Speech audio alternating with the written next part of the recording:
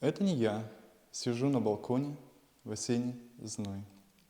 Вось сядзіць Акудовіч, ды няма яго побач са мной.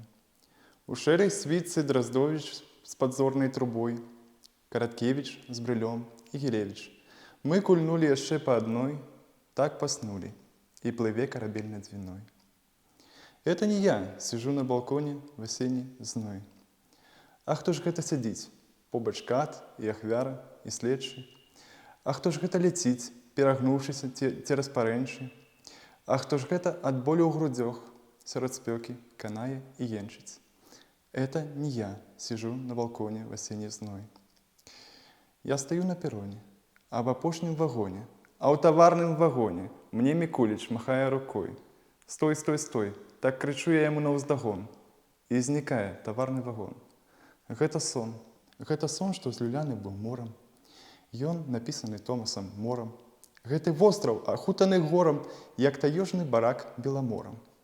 Это не я сижу на балконе в осенний зной.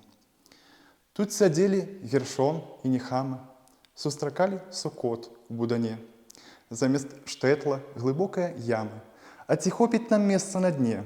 Помніш, зброчны жнок у Абрама, дзе шукалі мы праўду в віне. Не шукай у сінагозе Міньяна, не сышліся ў цэне на вайне. Это не я сижу на балконе в осенний зной. Што мне ваша осенняя спёка? Я лячу на празрыстых аблоках, і пейзаж мне не муляе вока, а навокал крыштальны спакой. Крочыў я ў лабірынтах спакусы і шукаў з ліхтаром беларуса.